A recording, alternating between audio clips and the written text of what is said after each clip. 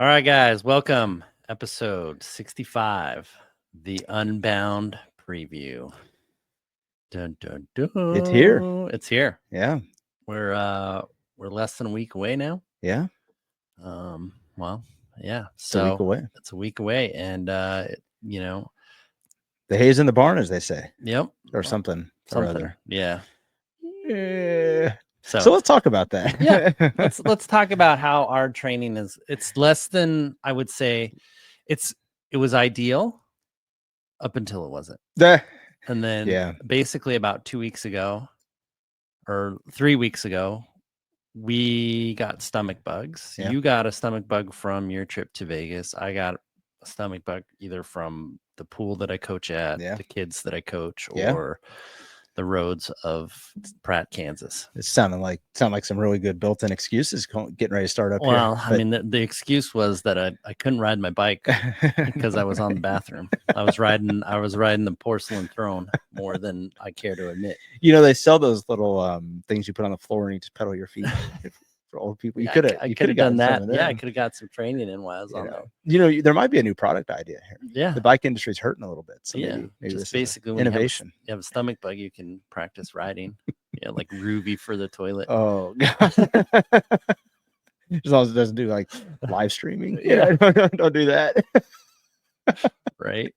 Yeah. Oh gosh. And then of course, if you've been a long time listener of the podcast, you've noticed that we didn't have the podcast come out. I know, a couple of weeks. I feel like it's 2 weeks. Yeah, 2 weeks since our last episode. Yeah, I had one of my kids was graduating high school, and I had all sorts of family in, and then I basically cut my eye.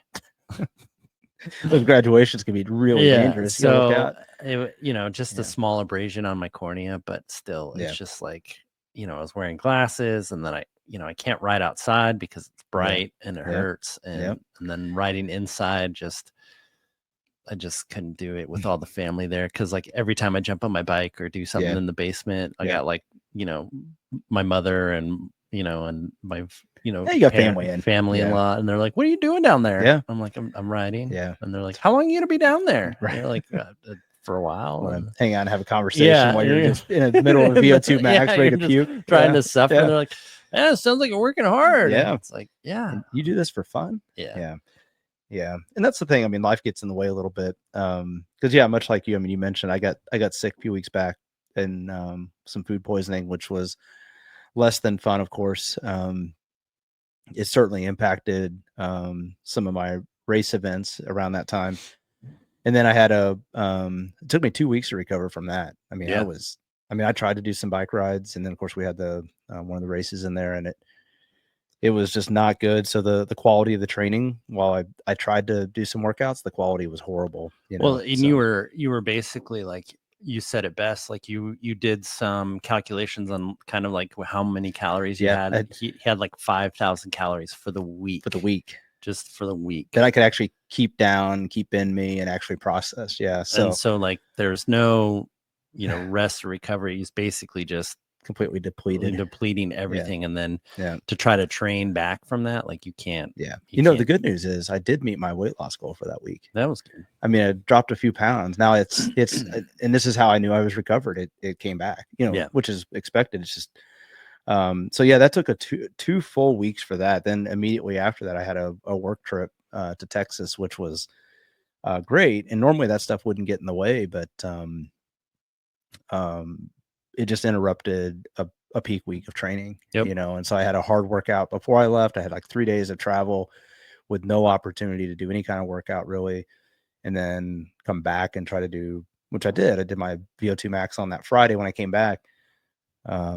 But you know how it is when you take, and then coming off of the 2 weeks before when I was sick, it's just like, basically I had total disruption there. And I thought I was doing good. And then this week, this last week, I got a freaking head cold. And my daughter came back from a concert in St. Louis and brought it into the house, and nothing she could do, but you know how it is. You get to close to a race, and you're like, stay away. I don't want anything to do with everybody right away from me right now. But it's just, fortunately it's just a head cold. I think, probably going to have to sacrifice a workout or two here and there, but you know, but there's not much fitness that you're gaining from. Well, that's the thing. That's why, you know, we joke about the haze in the barn, but I mean, the fitness you gain for an event like Unbound happens in the weeks and months leading up to it. Yeah. Not in the 2 weeks leading up to it. Yeah. So I do expect some drop in my like maximum power, certainly my maximum power, but in my sustained like VO2 max threshold level, because I just haven't been able to work those zones. But as far as like fitness to finish strong, I think it's there. It's just going to be a matter of being very disciplined, which we'll talk about some of that here in a little bit. Well, it's also tempering expectations, right? Right. And so that's, you know, before you were like, oh, I'm going to crush it and, you know, whatever goal time or goal speed. Now it's like, okay, now I have some hard limits of how high I can go. And so just so that you can make sure that your pacing and your strategy is good. Exactly. So it's but it's good. I mean, you know, Unbound is you know, we all talk about it. It's obviously a very commercialized event and we love the grassroots things, but man, there's just something about this race and it doesn't seem to be getting as much hype this year on social media and all that, which is interesting. I mean, for me personally, I still love this race. It's still a great time. I have issues with how expensive it is, but it is what it is. We pay and we ride it. And, if you don't want to do it, you can go ride that stuff. Yeah. You know, whenever you want. That's right. So, but yeah, well, so let's talk about, everybody's favorite thing. Oh boy. So now let's put on our, you know, professional meteorologist. You know, hats. we did this for our open range preview and it just totally botched so, it. Yeah. So that's what we're doing right now. So as of, you know, today, the 24th of May, looks like Saturday, the 31st is going to be 83 and mostly sunny. They moved that shower that was happening on Friday back to Thursday. So it'll give it a chance to dry out. Hopefully that progresses. Chances are I would assume that most of this stuff might dry out. And, you know, this is my meteorology, you know, this is what you do in your spare time. Yeah, this is my spare time. You know, this is what I do on the weekends. Yeah. But I think it'll probably be a little bit hotter than what it says. 86. I wouldn't. It jumped up from low 80s, or I mean 83. So it jumped up from the mid 70s earlier in the week, and now it's 83. So I would say it's probably going to end up getting warmer, closer to 87, 90 degrees. Yeah, for the high. Yeah, and I think so. Yeah, I mean it was in the high 70s. Yeah, and you know, the wind is the other thing too. Like I always look at the wind because to me, when you've got days where wind is consistently out of one direction and then the next day it's like a dramatic shift, that just tells you there's a front that's coming through at that time frame. Yeah. And you never know, like you won't know until about 3 days out if that front is on schedule with the forecast. And that's exactly what we have on that Saturday into Sunday. We've got, you know, showing northwest winds at 10 miles an hour. I feel like a meteorologist. Right. Partly sunny, mostly cloudy with a chance of snow and rain. Yeah. So it's going to be pushing in from the right. But that's the thing. It's like it's if it really holds up at northwest winds, but the problem is on Sunday, it's southwest at 9 miles an hour. So it's like there's definitely a front or something coming through around that time to cause the wind to shift. And if that changes at all, it could mean if it's a little late, it could mean that high 70s on Friday pushes into Saturday, or it could mean that 86, 87 on Sunday comes back into Saturday. To your point, mostly sunny at 83. It's going to feel like it's 85, 88. And there's going to be a little bit of humidity in the air. It's supposed to rain this week. Yep.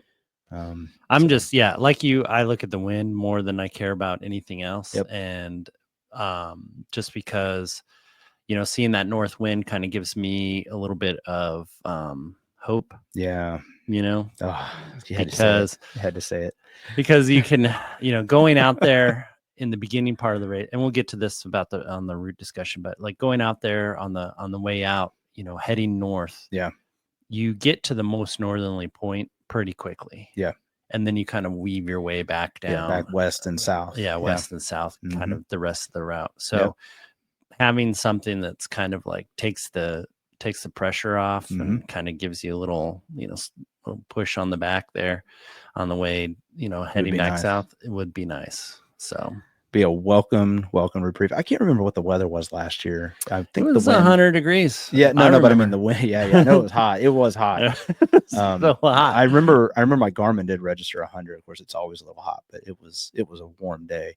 I think the wind was a little bit out of the south, if I remember right, because I do remember coming back thinking I had a chance for the sun, and it was that kind of just strong enough wind into the face that it was like, man, I don't know if it's going to happen or not. Yeah. I think I remember leaving Council Grove going, I was like, yeah, I'm going to be done soon. And then I like topped the hill as you get out of Council Grove, and it's just like, and I was like, oh yeah, no, I'm not. No, sorry. Yeah. And that whole section south coming back into Emporia, heading south, it's south and east, it is fully exposed through there. Yep. So it was just there's hot. no reprieve. I ran out of water.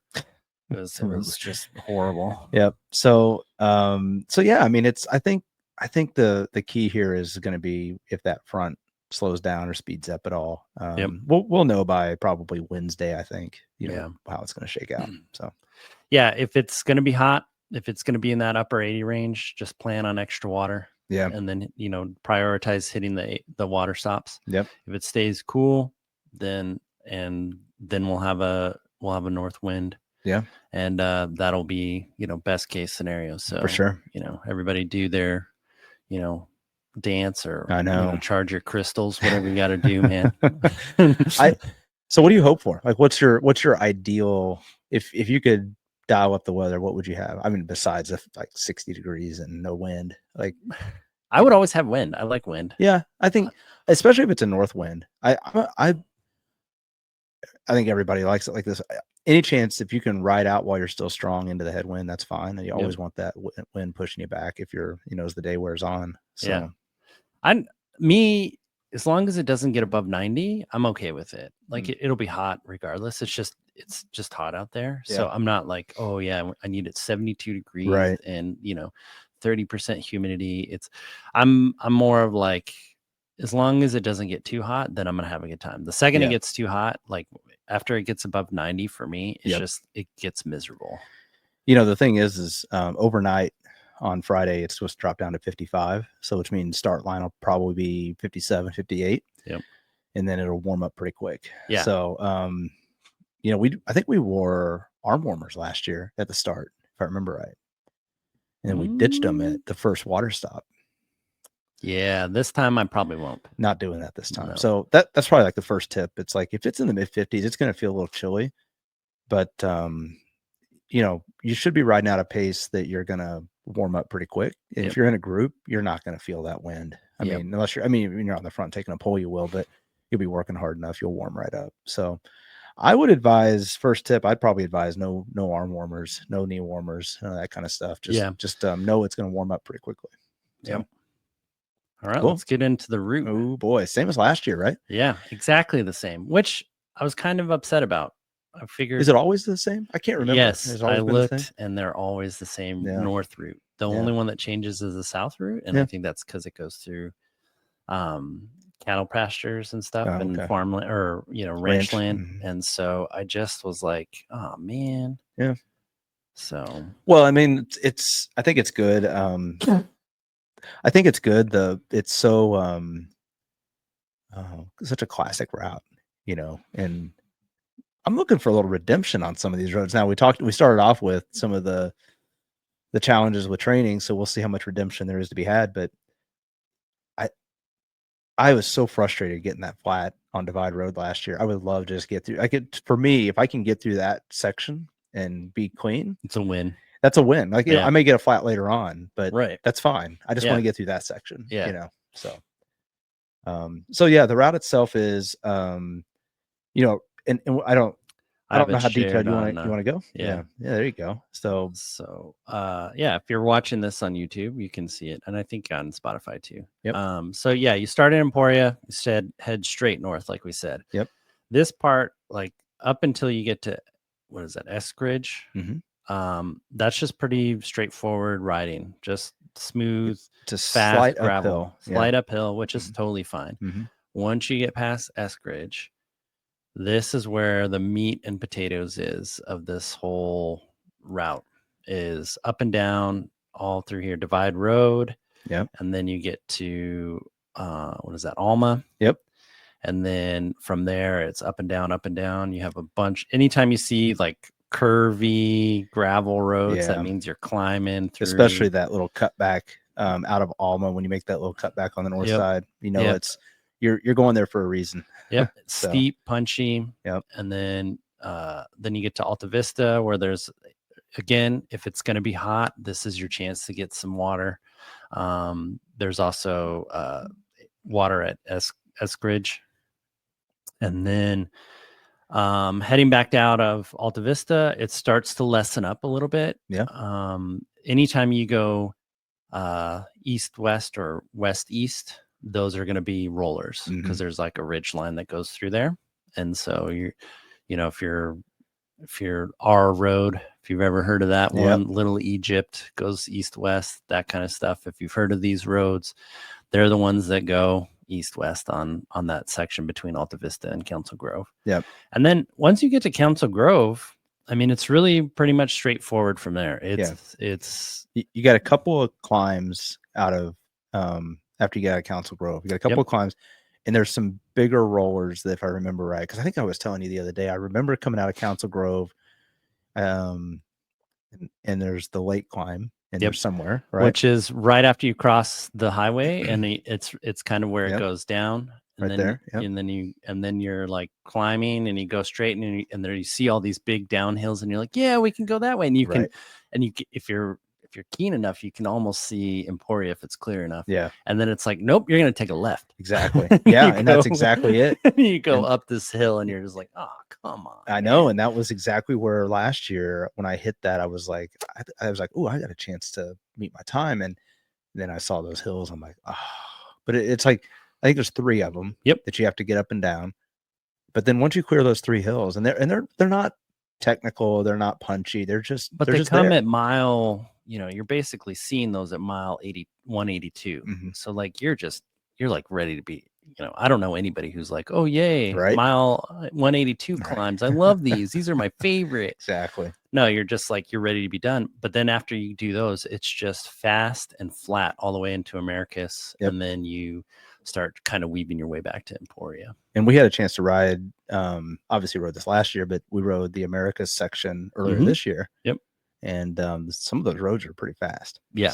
So a lot of this is super fast, especially if you're listening to this and you just found this because you saw the, catchy title or whatever. But we've ridden a lot of these roads in the past month or so, or couple months. They're all super fast, super great. Again, from Eskridge to Council Grove, that's your meat and potatoes of this route. Yep. If you can survive between there, basically to Alta Vista. Yeah. After that, everything kind of settles down, and then it's not too much to worry, especially if you're like a big guy like me. If you're if you're a super fast climber guy, then don't worry about it. And I think when you look at a lot of like the pros that recon this and everything, I mean, they keen in on that Divide Road, the Little Egypt section, R Avenue, a lot of those. So if you look at the pros that do the recons and all that, a lot of them key in on that Divide Road and Little Egypt section,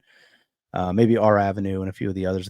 But that area that you just called out, I mean, that's where what I would say is the most dangerous section in terms of cut tires, flats, mechanicals. Like, that's where people get in trouble. And there's a couple of water crossings, or at least dry creek beds that you'll hit.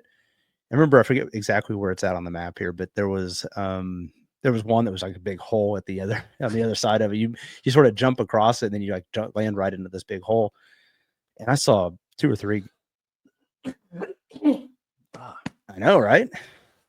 Okay. And there's that dry creek bed, and I saw, you jump over, and then there's like a little hole there, and it's like I saw 2 or 3 people have mechanical issues right after that too. And so I think, again, once you clear some of that area and you get past, as you said, Council Grove, Alta Vista for sure. Yeah, Alta Vista for sure. And then you get into Council Grove. It's like all that technical gnarly stuff. It just it all settles down. It becomes more of a typical what I'd say is like a Cat 2, like Cat 3 type gravel, right? Really, really fun to ride. If it rains this week, it's going to be packed in and not a lot of dust, and it should go pretty quick. Go pretty fast. So, and so that, and another thing too is like, you know, I know everybody like thinks of Mudbound and stuff. The North Course there is a couple sections that could be muddy. Yeah. But other than that, like most of it is pretty rideable, even if it's wet. There's a lot of the drainage up there is a lot better. More of a silty kind of, it's rocky, silty stuff that just kind of is more porous, lets the water through. So again, if you're racing in the front or you're trying to, you know, do something, you know, spectacular, sub 12 hours, sub 10 hours, something kind of like stuff, that, where every second on your bike matters, then I guess you can try to ride through it if you choose to. But basically, I would say if it's muddy, don't ride through it. Just go to the grass, start walking or ride through the grass or something like that. How many times we've seen riders end their day because they just didn't want to get off the bike for a 200-yard section. And they rip a derailleur off, or it gets all caked up in their cassette and they can't get it because they didn't bring a tool or whatever. I mean, just all kinds of stuff happens out there. And, you know, 90% of this is preparation. Quite honestly. I mean, just being prepared for the circumstances, and then the other 10% is sort of that mental clarity not to do something dumb. You know. So and just to understand that, like, people may ride through it, and some people may get through it unscathed. Right. And you might, you know, if that's the risk that you're willing to take, then by all means you've weighed that in your head. But, you know, if it was, I think of finishing the race as its own reward versus just, I mean, I don't know how many times I've seen people just totally like taco a wheel because they just rip it into a stream crossing and go, I just kind of flatted at mile, 35. And it's like, dude, wasn't necessary. You didn't have to. Like, where were you? You know, like, oh, it's just riding. It's like, come on, man. Yeah. Well, I think that's it too. Like, and then you hear this all the time when people give advice on this route and like sort of how to avoid flats. Look, flats are going to happen. It's bad luck. You just never know, because the rocks are sharp and anything can happen. But there's certain things you can do to help minimize the likelihood. And, you know, I got into a situation last year where I sliced a sidewall because I got impatient behind a rider that was grabbing a handful of brakes going down divide road. And it was frustrating, but looking back, I mean, it would have been a lot better for me to just try to ride slow behind him and just stay on that line, because the line was clean. But instead I wanted to get around him and I jumped the track. Well, the problem with that is that middle section, you hear us all the time, that middle section is full of the sharp stuff, because that doesn't get run over by cars. And so I remember exactly when it happened. The back wheel caught a rock that was sticking out. And I mean, I saw the rock. I thought I was going to clear it, didn't clear it. And about a mile later, my tire was completely done. So, you know, I think the thing is, you know, even if you have time goals, like, you don't have to, you can stay behind somebody that's going a little slower down a hill. Yeah, especially on these MMR roads, they're not long. Like, you're not, I think Little Egypt's like maybe a mile and some change. It's not, you're not in Divide Road is maybe like a mile and a half or something like that. They're not over 200 miles. You're not making or breaking your race. You may be now, again, if you're at the front, if you're at a group and you're racing for the front and all this other stuff, that's a different tactic. You could lose a group, which is what was happening to me. I was losing the group. Yeah. But if you're just right. And the thing is after these roads, the pace kind of tends to slow down because everybody's checking their bike to make sure they don't have a flat. They don't have, you know, they're not going to pour it on right after, because you're trying to make sure you made it through unscathed. And then once that, so you have like a little bit of time to kind of, you know, get that figured out. So so that's, I mean, I think that's a good overview of the dangerous sections. Again, same course as last year, so, you know, not expecting any surprises. I haven't seen a lot on the recon this year. There've been a few folks that have tested, you know, have gone out and just ridden some of the different, you know, smoother sections. But yeah, of course, it's always going to be fast. I mean, it could rain right now and those sections would still be fast. So that doesn't really help. I would imagine a lot of the pro riders will be this weekend will be test riding some sections and definitely hitting up the north section. And I mean, if I was going to pre-ride some of the courses, I would definitely ride some of that north section just so I could kind of see what condition it is, what side's the best side, that kind of stuff, and then go from there. Yep. So all right, cool. So let's talk about Unbound, the good, the bad, and the ugly. So this is kind of like what's the good thing about Unbound? Well, I mean, it's legendary, right? It's a legendary course, legendary event. It's depending on the conditions, it could be the hardest thing you ever do in your life. You know? But I think for most people, it's a huge accomplishment, as you said earlier. It's a huge accomplishment to finish it. Yep. Obviously, we all have goals. Everybody wants to go as fast as they can and break previous records. But I mean, how many times you see it? The people that finish in the Midnight and Breakfast Club are every bit as ecstatic as the people that finish in the Beat the Sun Club, and so I think, I mean, it's just so awesome to see it. It's a huge accomplishment. 200 miles, some of the roughest terrain you can get on gravel. Yeah, so. And it's not like, oh, it's 30% gravel and 70% road. Like it is like, I think like 90 or 95%. 99% gravel. Like it's up there. There is hardly any paved road that you get to ride on. So this is like one of the only gravel races that is almost 100% gravel. That's right. And you're just like, the only pavement you have is to get in and out of Emporia. Yep. In a couple of sections around like Council Grove, just because there are towns like you roll into a town, because you roll into Alma, and you have to get on the road to get there, and then you have to get on the road to get out of Alma, and then after that it's like it's back off. to the gravel. Yep. And then Council Grove, they turn you right after you leave Council Grove. Yeah, you get to turn onto the first gravel road. That's right. On the way out of town. It's exactly you're right. Climbing the hill and there's like whoop. That's right. So yeah, I think like with you, it still has that feeling of accomplishment if you finish it. There's no guarantee. Yeah, there's no guarantee. There's no guarantee that I'll finish it this time.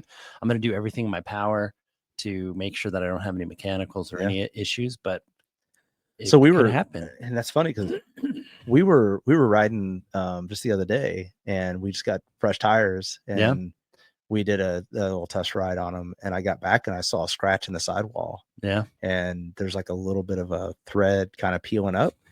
And it's one of those things like it's structurally is probably not an issue at all. Yeah. Right? It's like one thread just kind of got frayed from a stray rock or something. Like you wouldn't think twice about it for the rest of the year. Right. But then when you're going into Unbound, you're like, I think I'm going to change that tire out. Yeah. The sad thing is you can't just get those tires off the shelf now. Nope. So now my debate is, do I stick with that tire, or do I go down to, because it's a 50, or do I go down to the 47s or that they used last year, or do I go down to the 45 that is a new tire this year? And I haven't decided yet. And it's tough because like we're basically a week away, and it's like I may be doing a tire swap, and I've gotten really comfortable with the tires I got, and so chances are I'll probably swap it out and go something a little bit more narrow. I've actually, so here we go, tire debate. Is that the bad? Can we get into the bad? Yeah, now? We can get into the bad. Here's the good thing is that Unbound is everything that it says it's supposed to be. It's great. The town's great. The gravel's great. The community's great. That's right. Everything's great about it. That's right. And it continues to be an authentic experience. Yes. Even though, yes, it's highly commercialized, and yes, it's a big fanfare and a lot of hype, it is still at its core, it is still a very tough event. No guarantees out there, and it's a genuine hard event. Yep. So they've done enough. Like that's the thing I like, is the folks that put this on every year. They don't go out of their way to make it easier for people. No, you can't say the same for things like Ironman and others. Like those courses have kind of watered down over the years. This one, as we just said, the North Course is still the North Course. Yep. They don't water it down. They don't change it. Yeah. So yeah. And the bad. So go ahead. I'm gonna let you go first. I think it's just this gear talk mania, the gear mania. Like, are you riding the right bike? I think it's just the marketing hype. Look, man, they were riding this North route in, I think it was like 2015.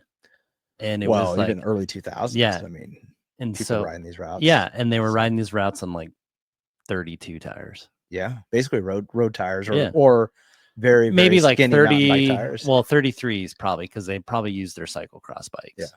And so so 33. So like this whole tire debate and all that stuff is like, if you can get, the latest greatest tire that comes out, and it's going to save you 20% of so and so, and it's going to make you look even cooler. Yeah. Like, do it. Yeah. If that helps you ride and get your mind around the whole thing. Yeah. But it's like, you can do this route I've done it on 38s. Mm-hmm. I've done it on 45s. Yeah. I've done it on 47s. And then I'm going to do it on 50s. Yeah. Just because I'm old. I think again, so this kind of goes back to it. There's just way too much hype, but there are some realities around the whole tire debate too, which is the reason you want 50s is it's a more comfortable ride. Yep. And whether it's faster or not, there's probably some marginal gain there, some maybe not, but the reality is a lower tire pressure can be used, and it's a lot more comfortable for a bigger guy. Yep. I think it's probably more of a wash for me, because like I've ridden those 50s and I really like them, but one thing I don't think you like them as much as I like them. Yeah, no, that's exactly that's a great way to say it. Like, I like them. I don't think I noticed the order of magnitude is not the same for me. Yeah. But I still like them, and there's no doubt, like, we've done some climbs in some of the local gravel roads here with those 50s, and there is no question that you get better grip. I think it rolls a little bit better on some of that chunkier gravel. Is it faster? I don't know. Right. It's hard for me to, I can't pinpoint that, And that I think is the bad part, right? Yeah. Because now you're chasing all these marketing hype stuff, and you're like, oh, do I have the right tires for Unbound? Should I buy the latest and greatest Unbound, rated tire? Like, right. Look, man, you can ride. I've seen all sorts of tires, and basically what happens is your line choice has more to do with whether or not you flat or you don't flat. And every time I've gotten a flat in the Flint Hills is because I was choosing the wrong line. Yep. And I knew it was coming. I knew it the second I did it. I was like, that was not smart. And how many close calls have you had too? Like, I know I've had so many times where I roll across, like I'm switching lines, and I know it. I hear a rock, and I know I'm just like, or just like and you just hear one of those little, and I'm just like, oh, and it's like, okay, that was a close call. Like, those tires saved me on that one. Yep.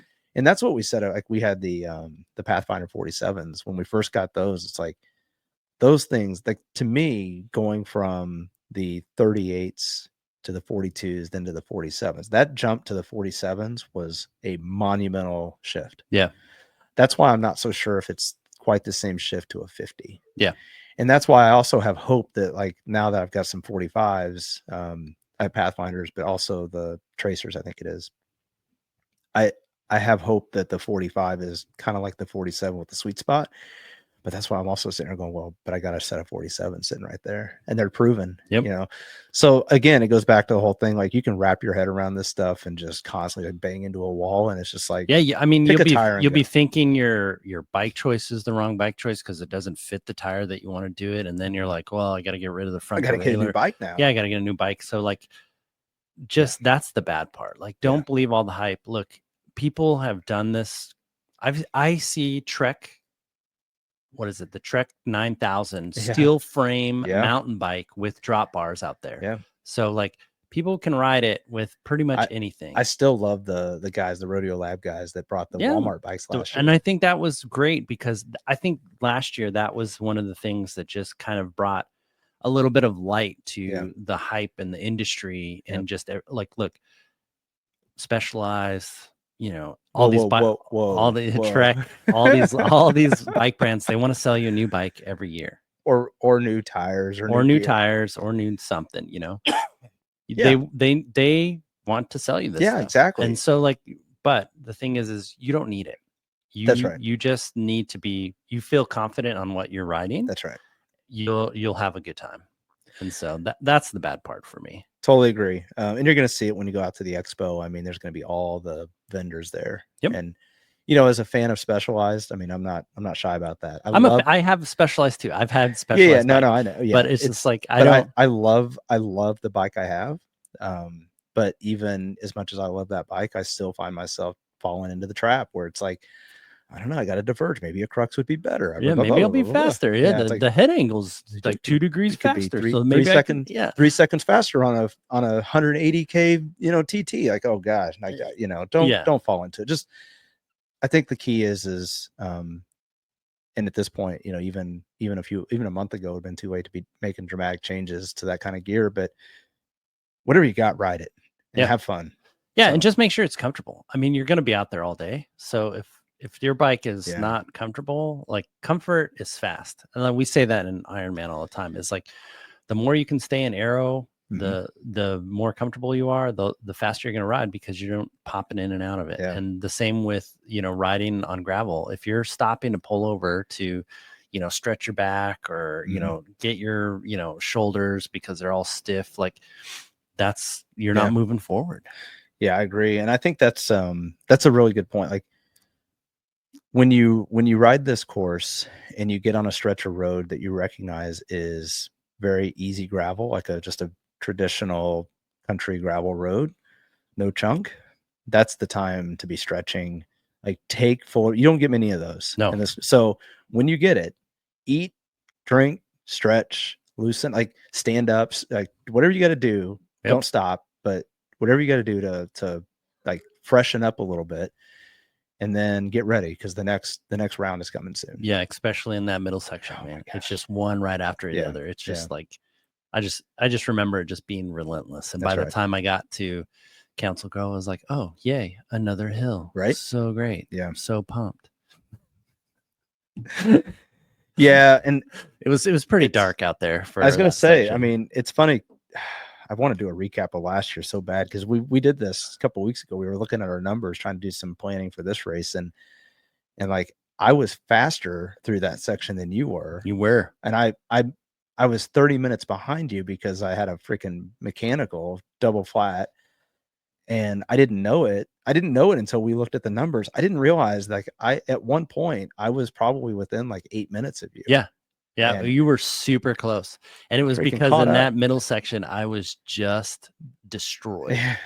Like, my mental capacity was just, I did not want to I didn't want to have anything to do with that course at all. So what about the ugly then? That kind of goes into the ugly side of this. So what happened? What do you got there? So I think the ugly part about Unbound sometimes is, and this is just me, is that everybody takes it a little too seriously. And I understand, because you put a lot of money into it, and you probably blood, sweat, and tears. Yeah, blood, sweat, and tears and dollars. But we're not professionals. We're not racing for money. We're not, doing, and I'll find that in the packs too. While I'll be riding, and just, I'm usually the guy that's like kind of enjoying the day and having a good time. And then, but you're just like, nobody's talking. It's all quality. Yeah, the vibe is just so dark. I agree. I mean, we noticed that the South route, the first year we did the 200, we both got into the 200, and it's like, yeah, the vibe is just not. It's not like any local event that we do. And we've ridden the Flint Hills on other events, and it is a freaking party out there. Even in the groups, like, you're chatting, you're carrying on, having a good time, you're talking like, hey, let's make a move here, whatever. But yeah, the vibe at Unbound, for as big as the groups are, like, it's just stoic. Yeah. So you hardly hear anybody chatting. It's very quiet. Yeah, and maybe we just had bad luck with the groups we're in. Maybe, maybe nobody likes me, I guess. Well, I didn't want to say it. But probably like, who is this guy singing up the hills? I wish he would just fall over or shove it into a ditch. Yeah, and that's the thing. I think now I will say, last year, when I was trying to make my move to get back in position to beat the sun, I did catch on to a group that was very chatty. Oh, okay. So I do wonder if there's like a point in the pack where maybe it is around the time where people are trying to beat the sun, where it's just like, hey, this goal is in front of me. I'm just going to stay focused, and this is it. Maybe that's it. But when you're on the other side of that, and you're in the midnight or breakfast club, you're like, they're just like, wait, when we finish, a long day. Yeah. I'm just going to enjoy this. You know? So maybe that's the difference. Yeah. But yeah, it certainly, now that's during the race. Before the race, with all the expo and everything, it's awesome. Yeah, it's a great time. Yeah. But during the race, I think people just take it a little too serious. I think you nailed it. So yeah, I mean, the other ugly thing I think is just the commercialization of it. Yeah. It just, you know, Unbound was big before Lifetime. It's true. So life, you know, my only thing, if Lifetime ever listens to this, is just stay out of the way. Just let Unbound be Unbound. Yeah. And you know, you don't have to make us sign up for your app. You don't have to, like, that's a new one this year. I know. It's the old take an inch, take 2 inches and then walk it back an inch. Sure. And then take 2 inches and walk it. And then before you know it, you're, you know. Like, at what point, like, is this going to, like, you have to have a lifetime membership to be able to sign up? You can. I know. You get it. You get if you have a lifetime, if you have the membership, you get first dibs on the entry. Yeah. So, which, hey, you know what? I mean, here's the thing. They're sponsoring it. They're putting a lot of money out there. We've heard from people that have talked to people. So this is like fifth-hand knowledge. So I don't know how much to believe of this. I know. But we've heard that Lifetime doesn't really make a lot of money on this. Now, in fact, we've heard they lose money on this deal, and maybe they do. One thing I know is well, it was races. It was on the races. The quote was Lifetime loses money on the races. And I don't know if that's included in the Unbound circle. So, because Lifetime does a lot of other stuff too. Sure. They do marathons and all that other stuff. So could be that's the stuff they're talking about. So, but you know, they're putting the money out there. It's their name all over it. I get it. They want to try to get some return on it, but it is kind of frustrating. So yeah, that's my thing too. You know, again, I'm not going to, say anything about the cost. The cost is what the cost is, right? Like, if you don't want to pay the cost, that's totally fine. You can show up here in February and go ride those rides. You can show up here in July. And guess what? Go ride those rides. You can show up. There's people riding it right now. Yeah, you can go show up January or June 2nd. Or on the Monday after we're all done. Yeah, you can go ride all that. Yeah, it's totally fine. It's free roads. Free roads. They don't roll them up at night. That's right. So, but yeah, I just think as far as a big name race like this, if it's just if I have to deal with the Lifetime marketing, stuff, I guess that's the only ugly I got. Yeah. Other than that, 9 out of 10 things super positive. Yep. All right. So, all right. Rapid fire. Yeah. See what ChatGPT says about us and Unbound. I know, right? I'm afraid. I know. I thought ChatGPT was our friend. Well, it's a lot like Gravel. Gravel is our friend too. Yeah. Until it gets on the sauce. Until it's not. Oh my gosh. So rapid fire, a ChatGPT is they know we've done this a couple of times. So they're, they don't really want to take it easy on us. Like, here's the first question. Ready? Yeah. Exposing the lazy lies. That's the topic. Right out of the gate. It says you've done this race twice. So why haven't you trained like someone who knows what it takes? I did, but I got sick. Did. I can't help it, right? Yeah, it's like you got the data, you've seen the course, but there's no urgency. I'm like, come on. Yeah. I'll tell you, the thing is this year we did, well, I did, and I think you followed a similar plan, right? Like, I decided to change up the plan a little this year because we've been using the same app and the same training regimen for the last few years. And I was like, gosh, I'd really like to see something different.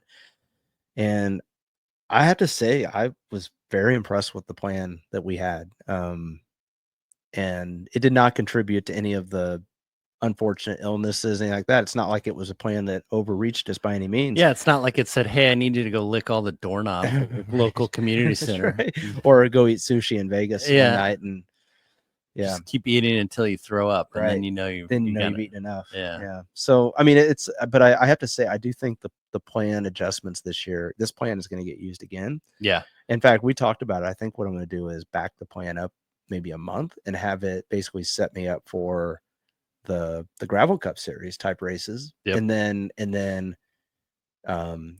then do a build into Unbound. Yep. So yeah, some tweaking on it. Definitely the plan is, but I was looking at it too. My FTP has gone up for this race over the last 3 years. So I've, I can't go from 2 watts per kilo to 6 watts per kilo. Right.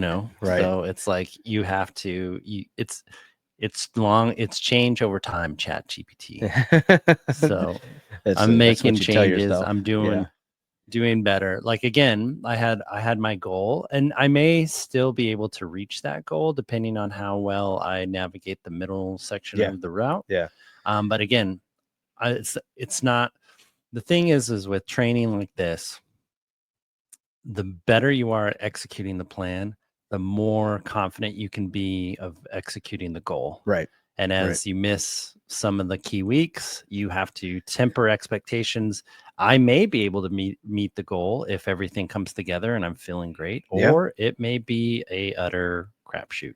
Yeah, and that's like I told you a couple of weeks ago. I'm like, you can't expect miracles on race day, and I feel like my 4 weeks wasn't that what's turned into 4 weeks. It was only 2.5 weeks at the time. What's turned into a 4-week sort of debacle.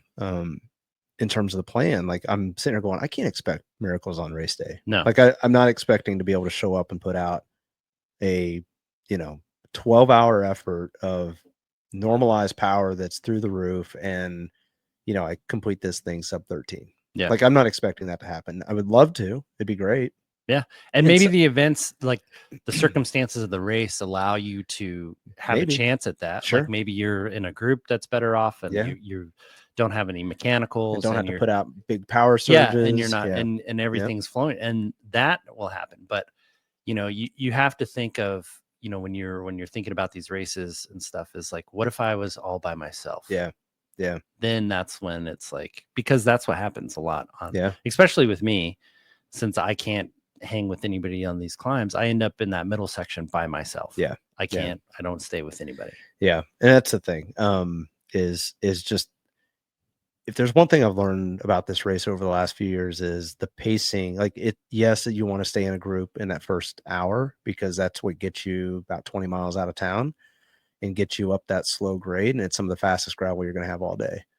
So if you can be in a group for that first hour to even 2 hours, that's, once you get past that, it's like, if you're in a group after that, it's pure, it's icing on the cake. It's just great. But don't expect it.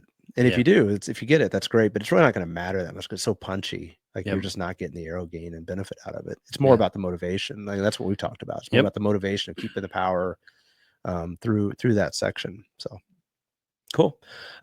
So on performance, says, what mile the cramping hit last year. You know what temp, what nutrition, why haven't you engineered that failure out of your race?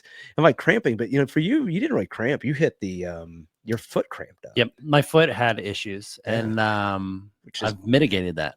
So I got a new footbed, arch support, got a little metatarsal button. I lowered my seat a little bit. So I've done stuff, like, it's not like I do this stuff and go, well, that only happens a mile like 130. So I shouldn't worry about it. It's like, no, the fact that it happened and I have to get off my bike and fix it, then that's a deal. And then the fact that, like, my rear derailleur almost fell off because like the bolt almost backed out. Which, it's funny because I still laugh at that, because if there's anybody that maintains their bike as much as you do, I'd be shocked. Like, you keep your bike in very good condition. It's always clean. It's always like all the bolts are tight on it. Like I was shocked when you told me that. It backed. So guess what? It's got Loctite on it now. It ain't ever backing out. Freaking red Loctite. That's right. Gotta get the torch to it. No, it's just got blue.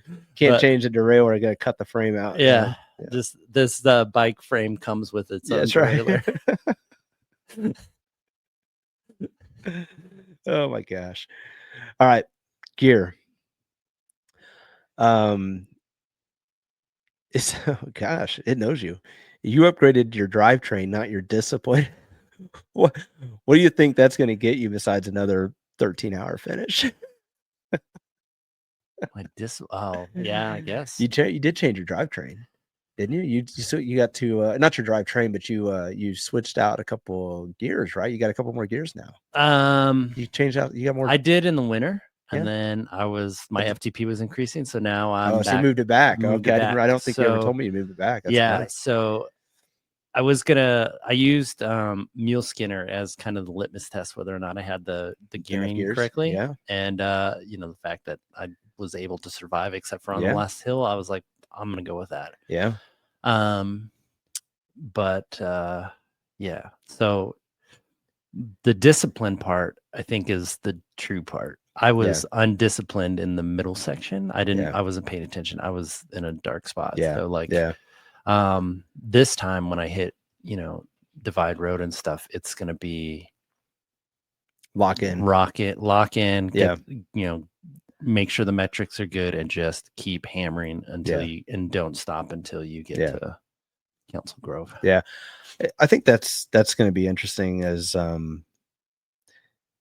trying to hold a consistent. I said earlier, I'll do it again. The consistency and the pace, and not allowing yourself to surge over the hills is as tempting as it is, because this is death by 1,000 paper cuts. Yep. And so like you might think that, oh yeah, I'm surging over the hill to hang with the group. Well, yeah, but odds are you're probably going to catch that group on the other side of the hill. Yeah, for me, yeah, for sure. Well, and I just mean in general. I mean, a lot of people will, because people tend to surge these hills out here, and we see it in races all the time. People surge the hills and then they back off on the downhill, and then next thing they know, it kind of flattens out, and they haven't really spun their feet back up. And next thing, like you catch up to them pretty quick. So I think I'm gonna approach this one as I'm gonna ride it. I'm gonna put a cap on the power. Obviously some hills you just have no choice, but I'll put a cap on the power. And just, if somebody goes, let them go. And if the group goes, let it go. There's always a group behind you. Mm-hmm. I mean, there's always another group, and you'll always find somebody that's motivated that wants to go faster. And latch onto that wheel if you have to. Yeah, my thing is, when I say disciplined, it's always about, because you get kind of like you said, and you see it too, like you get later in the day after you've climbed like your 1,000th hill, you just kind of coast. Yeah. And it's like the discipline is pedaling through until you get back up to speed. Yes. And that's where I'm talking about discipline. And then of course the cap on the power, but the power is climbing hills for me. Right. Is you got to do what you got to do. Yeah. So and I think so. That's one thing I know with some of our riding around here, like I've been really good about, and we joke about when we go out and do like an endurance interval, and I'll try to hold that endurance power going down a steeper hill. Yeah. But it's like, it's not because I care about that hill, but for me, it's about, hey, if I'm going to go, 190 watts, kind of up over the top, I don't want to go down to 100 watts coasting. If I can hold on to 160 at a reasonable cadence, like that could be a mile per hour difference. Yep. And it's not an attack down the hill. It's not going to, but even if it's a half mile an hour difference, that's huge over the course of all these hills. So yeah, I think it's good. I think that the consistency is going to be an interesting part of the day. How long can you hold on to it too? Because I mean, eventually you get to a point. I mean, we all hit it, like, and I think I hit it about a mile 180 last year, where I hit it and I was like, oh, I just got to recover on this downhill. I can't pedal down this hill, but maybe I could have. So, all right. Let's see here. Oh gosh. If your result this year is worse than last year, what does that say about you? Nothing. Ooh, not a dang thing. Yeah. No. Yeah. Come on, chat. Right? So I thought you knew us. You don't know me, son.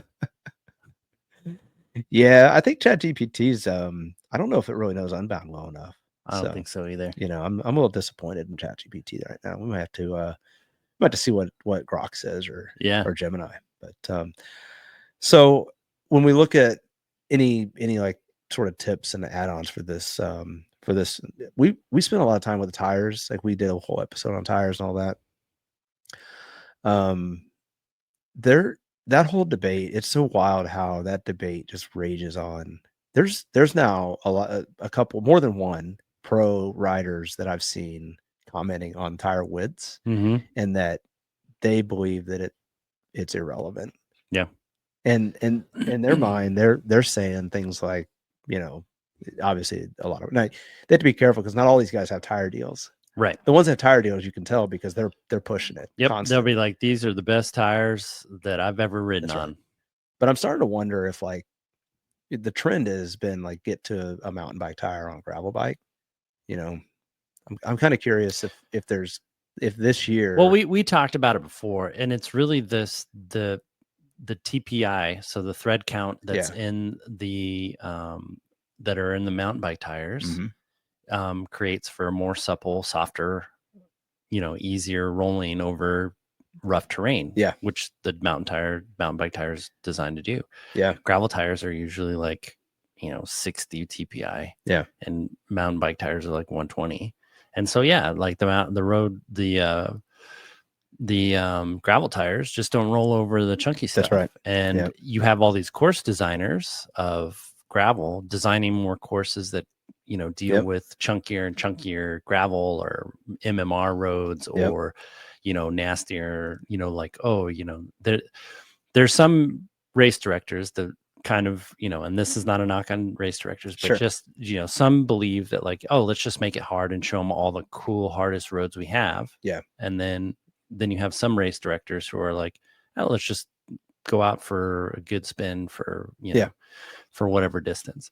And so I think what's happening with the tire sizes is not really that the size matters, it's the thread count that matters. And then how supple that tire is. And I think that and then you also have like I said, like a bigger tire is going to roll over chunkier stuff faster. And if they keep designing routes that are chunkier, then it's going to roll faster. But the thing is you have to do your own testing. That's right. With and your I think own tires. Yeah. And I don't want to take us back to that whole topic, but I think that's kind of goes back to some of the ugliness of this whole thing is like, and it kind of going back to this around some of these questions. It's like, the reality is you have to, your training matters more than your tires. Yeah. And like, you're looking at, I think if you were riding the crappiest gravel tire and then you went to the best, whatever 2.2 tire,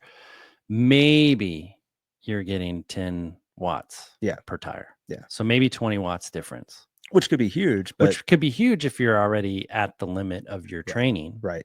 But most of us aren't. If you're already riding on those horrible tires, then chances are you're not, leading the races and stuff. Like you're just probably new to the sport. So get a better set of tires. But here's the thing. With new tires like that comes more upkeep, more chance of flats, more slashing sidewalls. Like all that stuff happens. So that's true. Just ride what you're comfortable with. Well, it's gonna be a lot of fun either way, as long as don't have any bad luck out there. So cross fingers for that. But I don't know, man. This be what, number 3? Number 3. 2 more and we get a chalice or something. Is that what it is? Yeah. And then next year it looks like it'll probably go back to the south, right? And that's if it holds up to tradition. So get ready for the mud if that happens. But no, it'll be a good time. I'm anxious to get down there. So we'll be down there on Wednesday, leading up to the race. So we'll be down there doing the volunteer thing and trying to get some inside info, inside scoops of what's going on down there. Yeah. But and then we'll get a chance, hopefully, at least on Friday for sure. But hopefully on Thursday we get a chance to maybe pre-ride some of that North course. And if there's anything that's of importance to me, we'll put a little post out there. Yeah, for sure. Cool. Yeah. And if you made it this far, please like, favorite, subscribe, all the things. Always. And then if you're coming down to Emporia, definitely stop and say hi. We love chatting with you guys, and definitely let us know what you're up to. So, all right, everybody, good luck, and we'll see you after Unbound. You got it.